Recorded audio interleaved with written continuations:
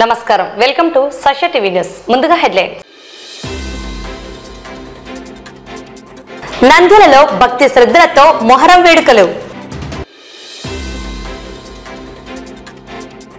July 9న జరిగే సార్వత్రిక సమ్మెను జయప్రదం చేయాలని కార్మిక సంఘాల బైక్ ర్యాలీ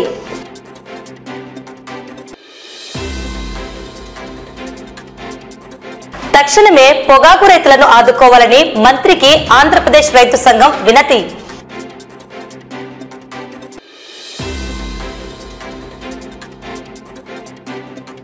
వక్ఫ్ భూములపై అధికార పార్టీకి చెందిన ఇరు వర్గాల నేతల కన్ను ఆధిపత్య పోరు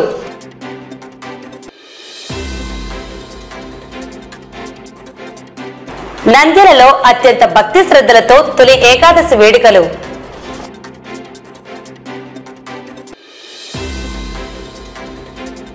పోతిరెడ్డిపాడు హెగ్ రెగ్యులేటర్ నుంచి మిగులు జలాలను మాత్రమే వాడుకుంటున్నామని పేర్కొన్న మంత్రి బీసీ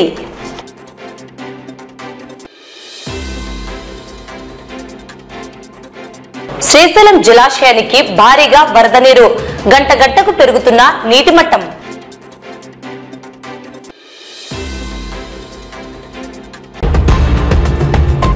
నంద్యాలలో భక్తి శ్రద్ధలతో మొహరం వేడుకలను నిర్వహించారు. ముందుగా శనివారం రాత్రి 24వ వార్డులో YCP councillor Sheikh Shahnaz, ward incharge Sheikh Rahamatullah ముఖ్య అతిథిగా హాజరై భక్తులకు అన్నదానం నిర్వహించడం జరిగింది. దర్గాల యందు ఫతేహాలు సమర్పించారు. ఈ వేడుకల్లో యువకులు పెద్ద ఎత్తున పాల్గొన్నారు.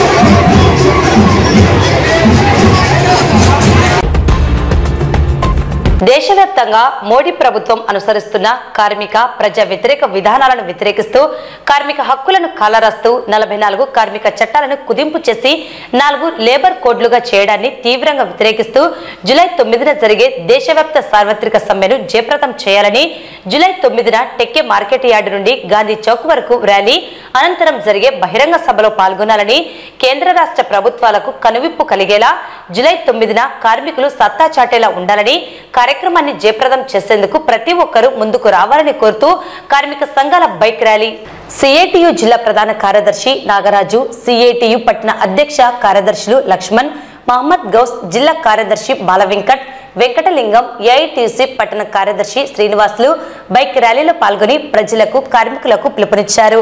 ఈ కార్యక్రమానికి సిఐటియు పట్టణ అధ్యక్షుడు లక్ష్మణ్ అధ్యక్షత వహించగా సిఐటియు జిల్లా ప్రధాన కార్యదర్శి నాగరాజు, పట్టణ కార్యదర్శి కె మహమ్మద్ గౌస్, ఏఐటిసి పట్టణ కార్యదర్శి శ్రీనివాసులు మాట్లాడుతూ 11 సంవత్సరాల మోడీ ప్రభుత్వ హయాంలో పెట్టుబడిదారులకు, కార్పొరేట్ సంస్థలకు ఊడిగం చేస్తూ కార్మికులను నయా బానిసలుగా చేసే విధానాలను అనుసరిస్తున్నారని విమర్శించారు. అందులో భాగంగానే బ్రిటిష్ కాలం నాటి నుండి ఉన్న 44 కార్మిక చట్టాలను 4 లేబర్ కోడ్లుగా కుదింపు చేయడాన్ని తీవ్రంగా వ్యతిరేకిస్తున్నామని అన్నారు. ఇప్పటికైనా మోడీ ప్రభుత్వం అనుసరిస్తున్న కార్మిక, ఉద్యోగ, ప్రజా వ్యతిరేక విధానాలను మానుకోవాలని డిమాండ్ చేశారు.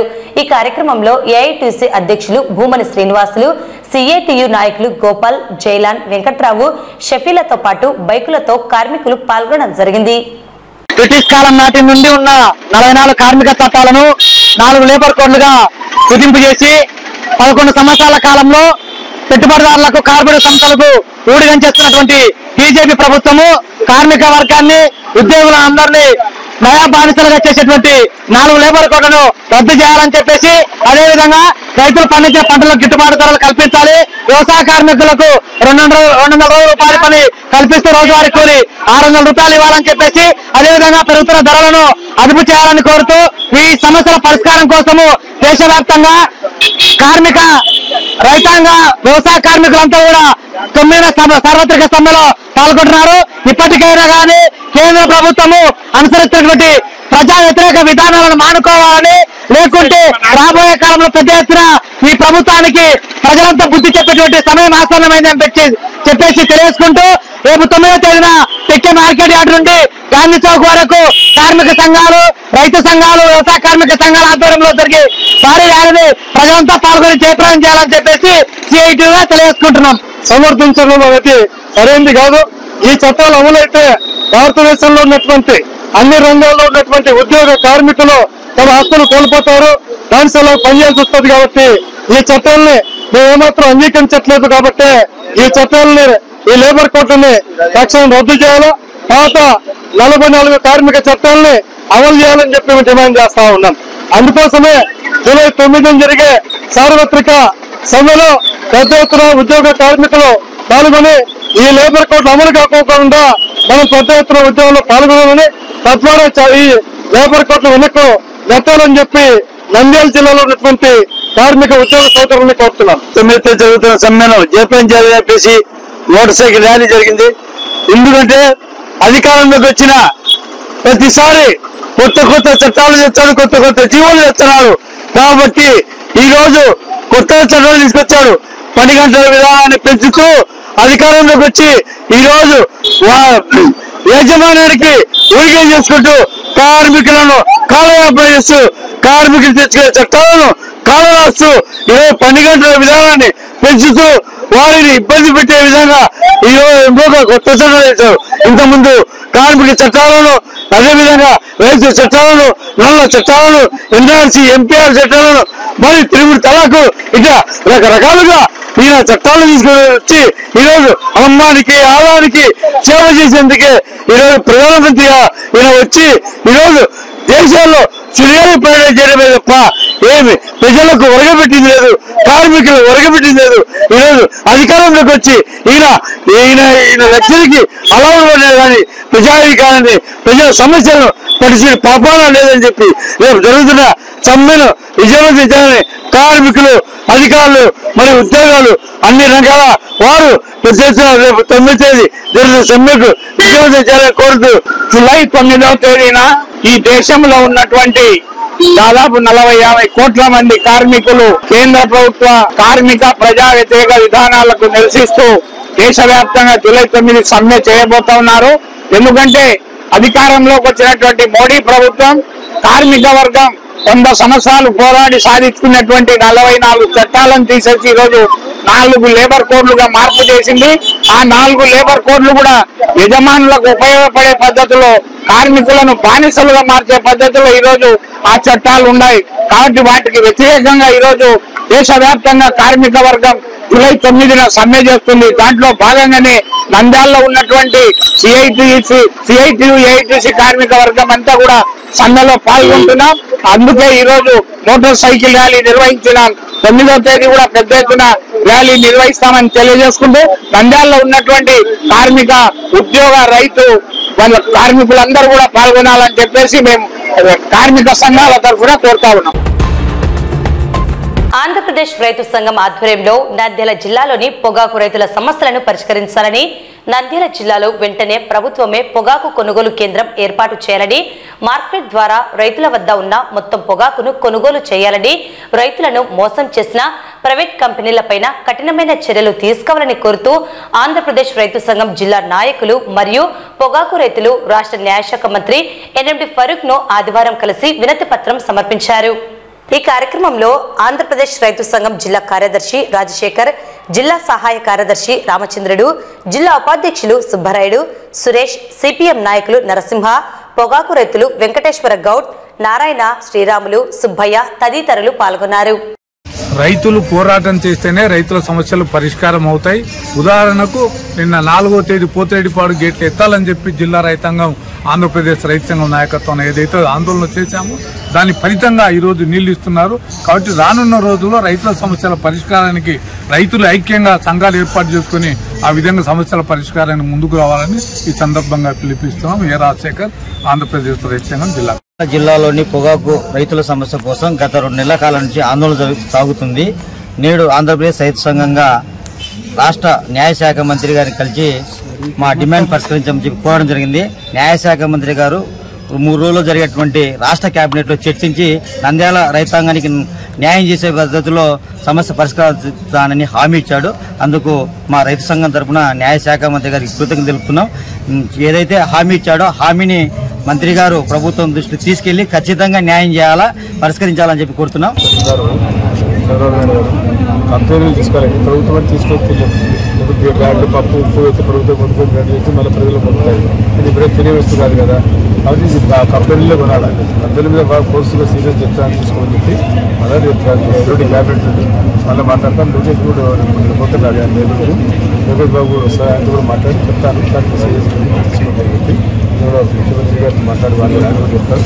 కాబట్టి క్యాబినెట్ గురించి మాట్లాడుతున్నాను. అధికార పార్టీకి చెందిన ఇరు వర్గాల నేతలు వక్ఫ్ భూములపై ఆధిపత్య పోరు చెలాయించేందుకు తీవ్రంగా ప్రయత్నిస్తున్నారు. నంద్యాల పట్టణం బాలాజీ కాంప్లెక్స్ లోని లతీఫియా మసీద్ కు సంబంధించి నూతనంగా ఏర్పాటు కాబడిన కమిటీ సభ్యుల మధ్య, గత కమిటీ పెద్దల మధ్య వక్ఫ్ భూములపై ఆధిపత్య పోరు తీవ్ర స్థాయికి చేరుకున్నది. గత శుక్రవారం మసీదు నూతన కమిటీ సభ్యులు రాష్ట్ర మంత్రివర్యులు ఫరూక్ తనయుడు ఫిరోజ్ ను సన్మానించేందుకు ఆహ్వానం పలకడం జరిగింది. ఈ సందర్భంలో టీడీపీకి చెందిన ఇరు వర్గాలు ఫిరోజ్ సమక్షంలోనే వక్ఫ్ భూముల నియంత్రణపై ఆధిపత్య పోరు తమదంటూ కాదు తమదే అంటూ తీవ్ర వాగ్వాదానికి దిగారు. బాహాబాహికి ఇరు వర్గాలు వెళ్లడంతో పరిస్థితి చేయి దాటిపోతుందని గ్రహించిన మంత్రి తనయుడు ఫిరోజ్ అక్కడి నుండి వెళ్లిపోయినట్లు సమాచారం. ఈ గొడవ జరిగిన విషయం ఆలస్యంగా వెలుగులోకి వచ్చినది. ఇరు వర్గాల పోరు ఎంతవరకు దారి తీస్తుందో చూడాల్సి ఉంది. అధికార పార్టీకి చెందిన ఇరు వర్గాల మధ్య జరుగుతున్న ఆధిపత్య పోరులో అధికార పార్టీ నేతలు ఎవరి పక్షాన నిలుస్తారో, ఎవరికి మద్దతు ఇస్తారో తెలియాలి. ఇదిలా ఉంటుంటే వక్ఫ్ భూములను ఎవరు కాపాడుతారో అని ముస్లిం సమాజం బహిరంగంగానే చర్చించుకుంటున్నారు.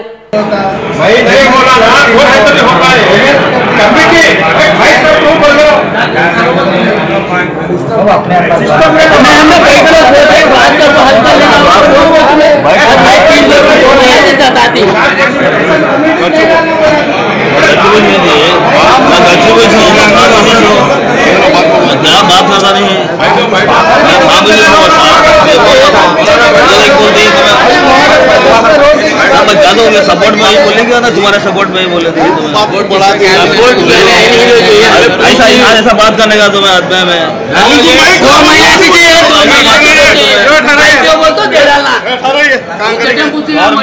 ऑफिसर से बात कर लीजिए, ऑफिसर से बात कर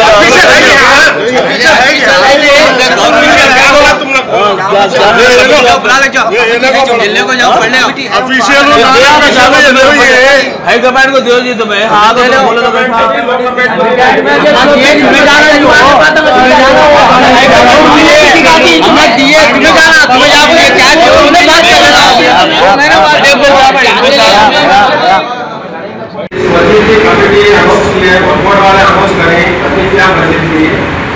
वो बजट की कमेटी को शार्प करने के वास्ते हमारे जरूरत रहेगा।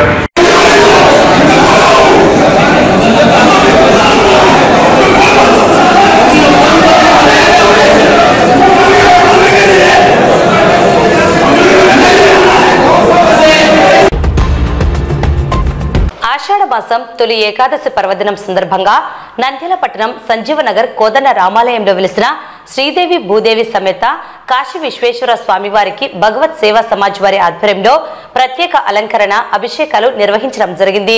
లోక కళ్యాణార్థం శ్రీ రమా సమేత సత్యనారాయణ వ్రతాలు నిర్వహించారు.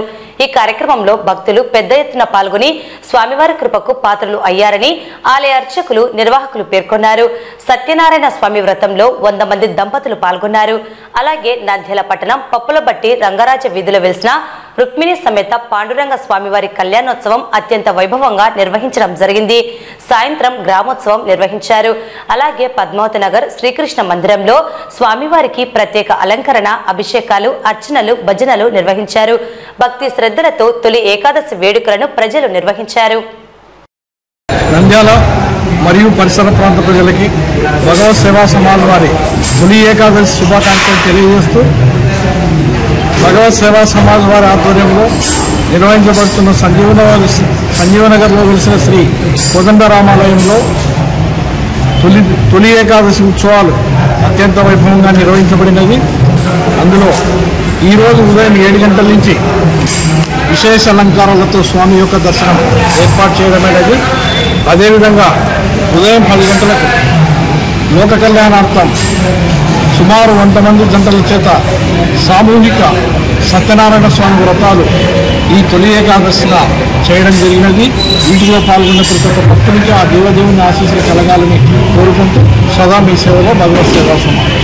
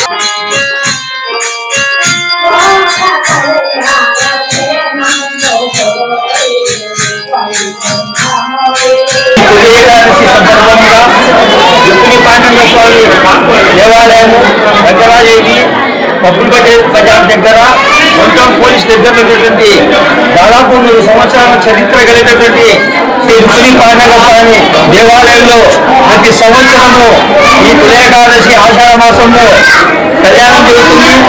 ఈ కళ్యాణానికి ఈ రోజు కూడా పెద్ద ఎత్తున తెల్లవారుజాము నుంచి గణపతి పూజ అభిషేకము అదేవిధంగా కళ్యాణము పెద్ద ఎత్తున భక్తులు పాల్గొన్నారు.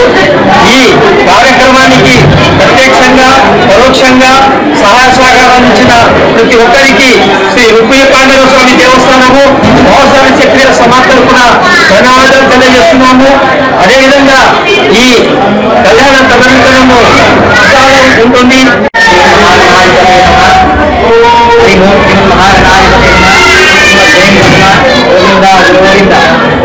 నంద్యాల పట్టణంలోని అప్పులగట్టు బజార్ రంగరాజి వీధి యందు నెలకొన్నటువంటి శ్రీ రుక్మిణీపాలన స్వామి దేవస్థానం నందు ఆషాఢ శుద్ధ తొలి ఏకాదశిని పురస్కరించుకొని అత్యంత అంగరంగ వైభవంగా స్వామివారి కళ్యాణోత్సవం జరిగినది. తదనంతరం స్వామివారి గ్రామోత్సవం జరుగుతున్నది. కావున భక్తులందరూ కూడా తెలంగాణ ప్రభుత్వం స్థానిక పార్టీలు రాజకీయ లబ్ధి కోసమే నాటకాలు ఆడుతున్నారని మంత్రి BC Janardhan Reddy Pothireddypadu Hague regulator వద్ద కీలక వ్యాఖ్యలను చేశారు. రాష్ట్రంలోని ప్రతి రిజర్వాయర్, ప్రతి చెరువు నింపడమే తమ ధ్యేయమని మంత్రి పేర్కొన్నారు. గత పాలకులు చేసిన నిర్లక్ష్యం వల్లే అలగనూరు రిజర్వాయర్ మరుగున పడింది. బీసీ జనార్దన్ రెడ్డి గతంలో అలగనూరు రిజర్వాయర్ పనులకు 25 కోట్లు కేటాయిస్తే సరిపోయేదని, తాజా అంచనాల ప్రకారం 100 కోట్లు అయినా సరిపోని పరిస్థితి ఏర్పడిందన్నారు. ఈరోజు పోతిరెడ్డిపాడు దగ్గర 878.90 ఫీట్స్ ఇప్పుడు ప్రజెంట్ ఉన్నాయి మనకు నీళ్లు. గతంలో కూడా దాదాపుగా జూలై 27వ తారీఖున చేయడం ఉంది, అంతకుముందు ఆగస్టు చేయడం అయింది. అయినా ఇప్పుడు పైన వస్తున్నటువంటి వర్షాల కారణంగా మనకు నీళ్లు కూడా డ్యాంలో దండిగా ఉన్నాయి. దాన్ని చూసుకుని ఇంకా అవుట్ఫ్లో కూడా 673.99 క్యూసెక్స్ ఇంకా మనకు రెగ్యులర్గా వస్తూ ఉన్నాయి. వీటన్నిటిని పెట్టుకొని రైతులకు సకాలంలో పంటలు పండే విధంగా ఏదైతే ఈ పోతిరెడ్డిపాడు నుంచి ఇచ్చేటువంటివి మనకు తెలుగు గంగా, GNSS, తర్వాత HNSSకు, తర్వాత SRBCకి, వీటి అన్నిటికి కూడా రైతులకు ముందుగా శుభవార్త తెలియజేస్తా ఉన్నాము. శ్రీశైలం జలాశయానికి భారీగా వరద నీరు వచ్చి చేరుతున్నది. ఎగువ పరివాహక ప్రాంతాలైన జూరాల నుండి శ్రీశైలం జలాశయానికి వరద ప్రవాహం గంట గంటకు పెరుగుతుంది. దీనితో శ్రీశైలం జలాశయంలో నీటి మట్టం క్రమక్రమంగా మారుతున్నది. శ్రీశైలం జలాశయం వరద నీటితో తొణికిసలాడుతున్నది. మంగళవారం నీటి పారుదల శాఖ మంత్రి నిమ్మకాయల రామానాయుడు, ఎమ్మెల్యే బుడ్డ రాజశేఖర్ రెడ్డి గేట్లు ఎత్తి దిగువకు నీటిని విడుదల చేయనున్నారు. డ్యాం అధికారులు ఏర్పాట్లు చేస్తున్నారు. ఎగువ పరివాహక ప్రాంతాలైన ఆల్మట్టి, నారాయణపూర్, జూరాల ప్రాజెక్టులు పూర్తిగా నిండడంతో జూరాల సుంకేసుల నుంచి శ్రీశైలం జలాశయానికి భారీగా వరద నీరు వచ్చి చేరుతుంది. జూరాల ప్రాజెక్టు గేట్లు ఎత్తి దిగువ శ్రీశైలం జలాశయానికి భారీగా వరద నీరు వచ్చి చేరుతుంది. జూరాల నుంచి శ్రీశైలం జలాశయానికి ఇన్ఫ్లోగా 1,71,208 క్యూసెక్ల వరద నీరు వస్తుండగా సుంకేసుల నుంచి 61,931 క్యూసెక్ల వరద నీరు వచ్చి చేరుతుంది. దీనితో శ్రీశైలం జలాశయం నీటి మట్టం 878.40 అడుగులకు చేరుకుంది. శ్రీశైలం పూర్తిస్థాయి నీటి మట్టం 885 అడుగులు కాగా ప్రస్తుతం 878.40 అడుగులుగా ఉంది. పూర్తిస్థాయి నీటి నిల్వ సామర్థ్యం 215.8070 టీఎంసీలు కాగా ప్రస్తుతం 179.8995 టీఎంసీలుగా నమోదైంది. ఎగువ కర్ణాటకలో అధికంగా వర్షాలు కురవడంతో శ్రీశైలం జలాశయానికి వరద మరింత పెరిగే అవకాశం ఉందని అధికారులు అంచనాలు వేస్తున్నారు.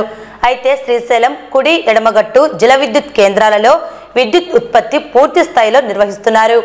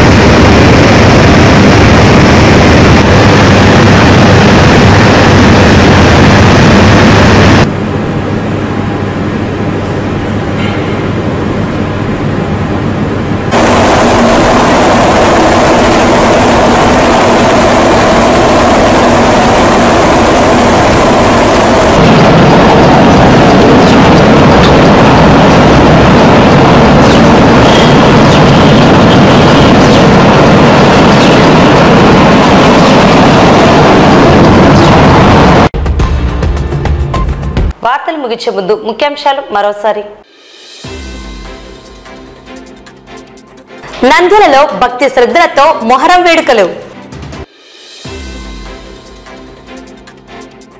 జూలై 9న జరిగే సార్వత్రిక సమ్మెను జయప్రదం చేయాలని కార్మిక సంఘాల బైక్ ర్యాలీ.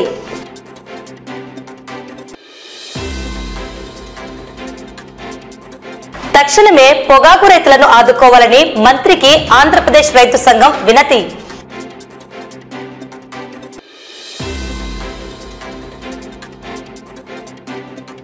వక్ఫ్ భూములపై అధికార పార్టీకి చెందిన ఇరు వర్గాల నేతల కన్ను ఆధిపత్య పోరు.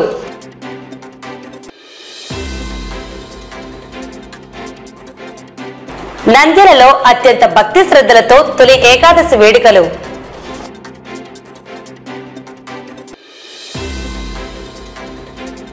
పోతిరెడ్డిపాడు హెగ్ రెగ్యులేటర్ నుంచి మిగులు జలాలను మాత్రమే వాడుకుంటున్నామని పేర్కొన్న మంత్రి బీసీ.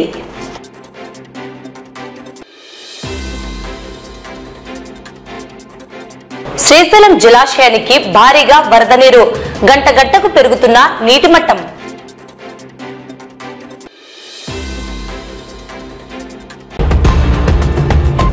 ఈ వార్తలు ఇంతటితో సమాప్తం. నమస్కారం.